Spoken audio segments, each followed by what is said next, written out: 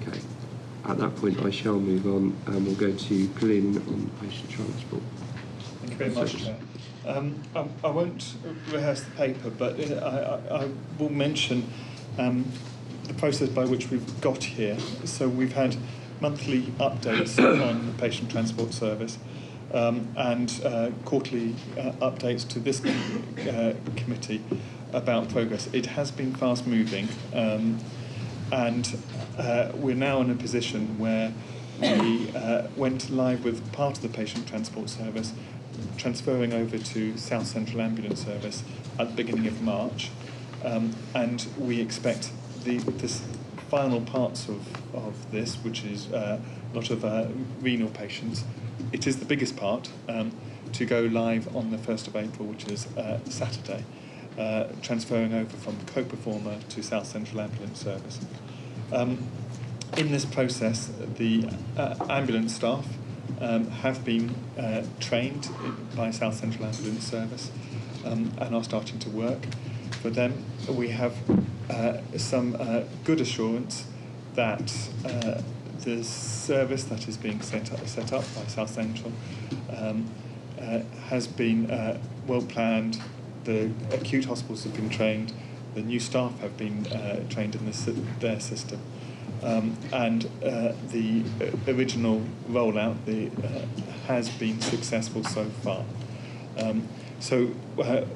Finally, we haven't signed the contract with South Central Ambulance Service. That's mainly due to holidays during March rather than anything worrying, and we do expect to sign that before the 1st of April when the service goes live. Thank you. Jenny. Yeah, two very quick questions from me. I do find it worrying that we don't have financial figures in the context of financial recovery plan. This has been quite a big exposure for us in terms of risk. I would expect to see that, so a bit of a gap for me. Well done that we've got this far operationally. I mean, I do want to commend that. That's good, and that patients clearly are being looked after.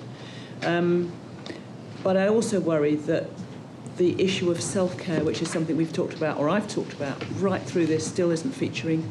There's something in the paper at CCE about the eligibility criteria, but I don't have any assurance from this, but we're really looking at how patients and our communities can actually pick up some of this activity, which I think is often moot. I also don't see any activity figures here, so I've got no idea from this, sorry, but I'm being quite critical, no idea about whether we're seeing more or less activity from the original supplier to the co-performer to SCAS. And I think at some point we do need to understand those activity shifts if there are any. It could be that they are doing a lot less work, but I wouldn't be able to see it from here. So, sorry, but it doesn't do it for me, this report. It's a helpful operational reassurance, but not around the other things. Yes. Sorry, Glyn. No, it's helpful. If I can take those in reverse order. The activity... Perhaps I don't need to see the answers here now verbally. What I'm saying is in reports. We have been banging on about this, and they need to be in the reports. Sorry. But. Yeah, on the activity, as we've discussed at CCE, some of the activity from Co-Performer on that contract hasn't been there, which is why we've had to go for a cost-plus contract on this, partly just because there isn't a baseline of activity coming over from Co-Performer that we can rely on. Therefore, we're having to set this contract up whilst discovering what the true levels of activity for the service will be, hence the contractual form of a cost-plus contract. True about the finance figures, and I think some of the exposure is still emerging. I know in Neil's report there is a cost that has been set aside for this contract, which in our terms is significant. It's still beneath 1% of our overall turnover, but it all has to be controlled, and I think one of the risks that we are very, very aware of, in fact it's a large part of our discussions with Howard, Lewisham, Haven and SCAS is about the correct application of the eligibility criteria. We need to be assured that eligibility criteria are being appropriately applied.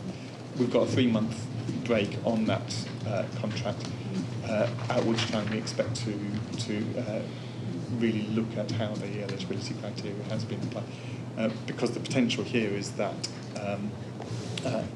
anyone or no one can get this service depending on how they're applied. Yeah, and thank you. And maybe I ought to also look to Harriet, because I just wonder whether we've talked to our public about whether they'd be confident that just under 1% of our budget is the appropriate budget we should be spending on patient transport services in comparison with other clinical needs.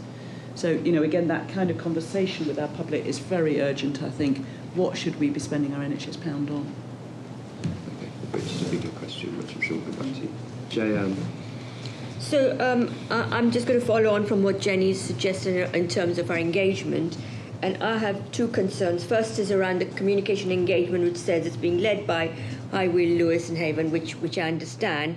But clearly, following what happened with Coperforma, I think the concerns, particularly from the patient and public, was around how is this going to be monitored and evaluated.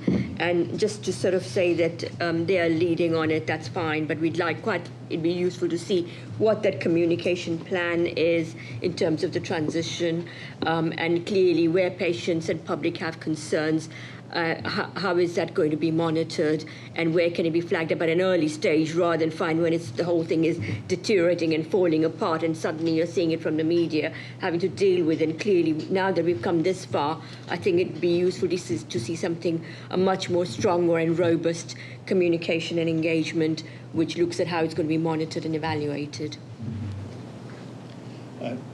Yes, they do have a good comms and engagement plan as part of the rollout.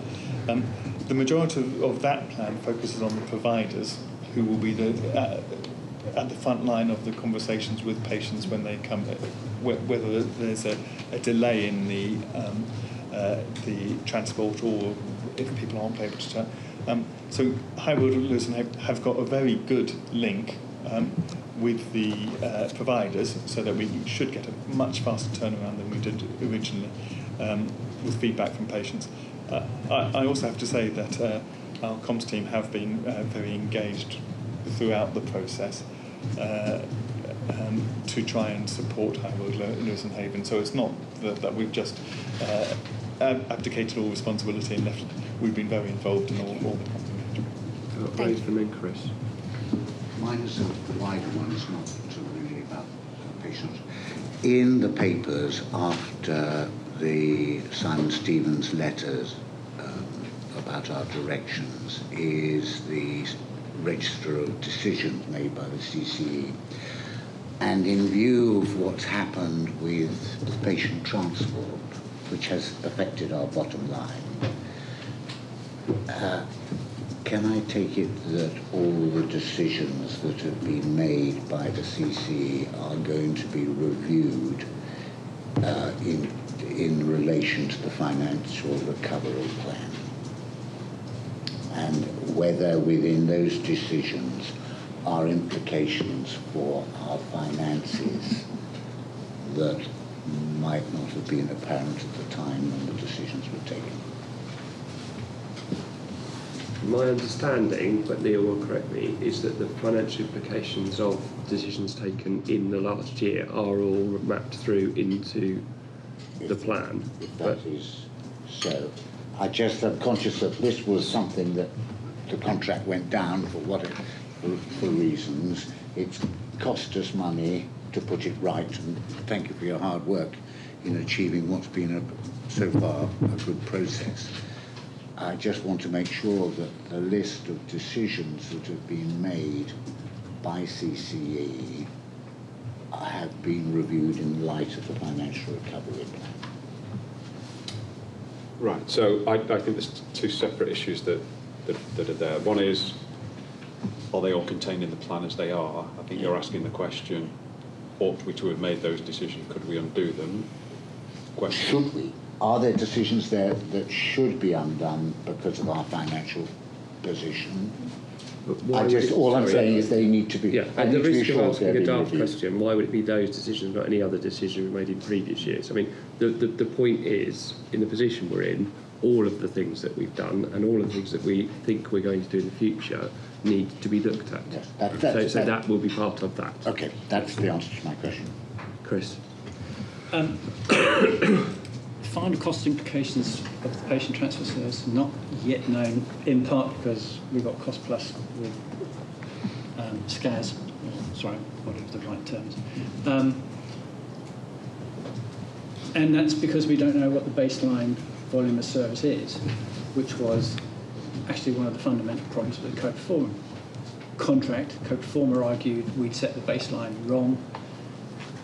The other thing that was fundamentally wrong, I think, with that contract was whatever we did in due diligence misunderstood co-performers' financial stability and their access to resource. The patient transport service contract has been a disaster. So I'm going to say something that's not said in public sector organisations. Have the people responsible been given cause to think about their responsibility in some way, either in terms of their performance review, their remuneration, their career prospects? That's what I would expect in a private sector organisation with a disastrous procurement on this scale. And we've had no discussion about that. The discussion has been quite rightly, what do we do to service our patients and secure the quality of service for our patients, given the situation we're in? But the fact that we ended up in this situation is really, someone did a pretty dismal job. Has that been pursued? TIAA did an audit which highlighted the issues coming out of this review, and I think there has been an ongoing discussion, both in private and in public through the media, about this contract. I think we are part of a consortium of CCGs that let this contract, and I think Highwood, Lewis and Havens led it, but I think there's also issues for us as a CCG to consider about our governance of the process that at the time when it was let. So I think we not only have to point fingers, we have to consider our own governance at that time when the decisions were made in September, November 2015, and was sufficient due diligence done. So, Chris, just to add to that is that, so of course it's the responsibility of the Highwood Lewis Haven board if they wish to take any actions against individuals in their employment, but this contract and the whole process has been heavily scrutinised through Highwood Lewis and Haven by NHS England as well in respect of that, and it has also been quite transparent in terms of the cross-examination that they have received via HASC. I think that there is a question about whether or not there is more that we could have done, which is what Glyn is reflecting on, and certainly we have already done a lessons learned from it to ensure that we do not repeat the mistakes or leave ourselves exposed as part of the 111 re-procurement. Okay, I understand all that, and I accept all of that, and I accept collective responsibility and accountability and all of those things. But at the end of the day, things change because individuals feel a sense of, I screwed up, or I did well. And if individuals don't feel like that, then you don't get change. And my concern over all of these things is individuals are never put in that position. And I'd like to think in We're this not party case, to the confidential information in terms of their personnel, I guess, Chris. Is well then, what I would be but saying. if it's not something, and I agree, individual information is not something that should be made public here, but I would like to think our accountable officer has a word with their accountable officer to find out, has the appropriate action been taken? That's all I'm saying. And I think we take the point.